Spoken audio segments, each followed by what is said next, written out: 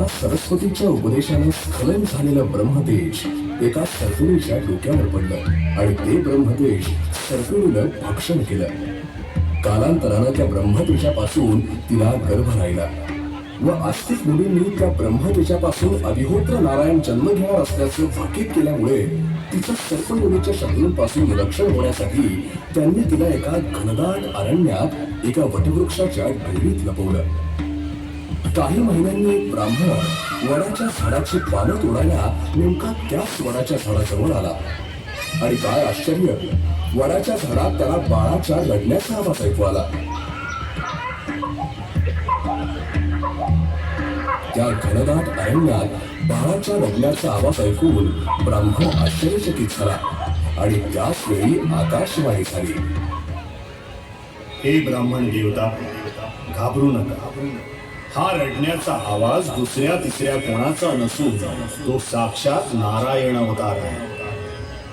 तरी त्याला आपल्या घरी घेऊन जा, त्याचा सांभाळ करा, आपलं कल्याण होईल. शुभम भवतु. आणि ते भलं मोठं वडाचं झाड दुभंगलं.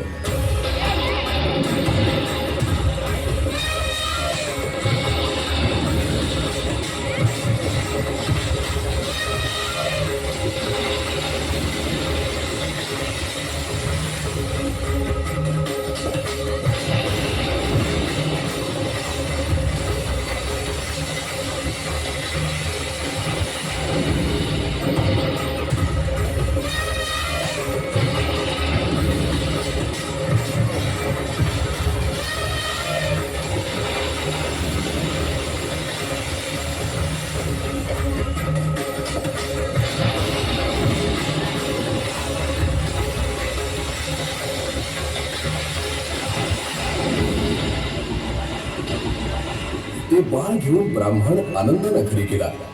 ते बाळ पत्नीच्या हाती देऊन पत्नीला त्यानं झालेल्या भविष्यवाणीबद्दल सांगितलं. पत्नीलाही अतिशय आनंद झाला.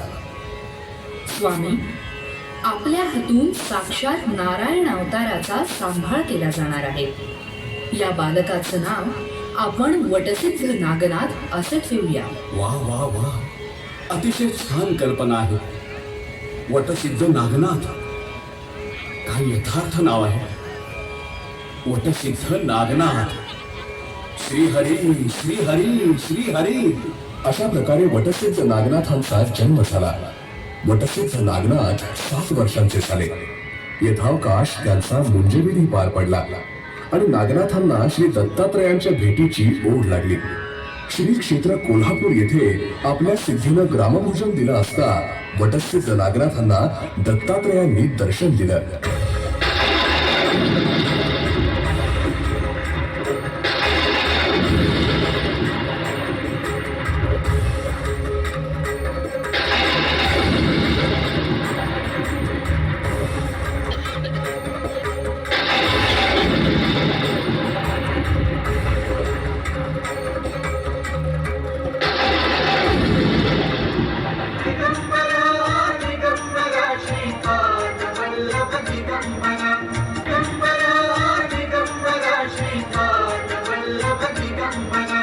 ध्वनी मुद्रण रेखा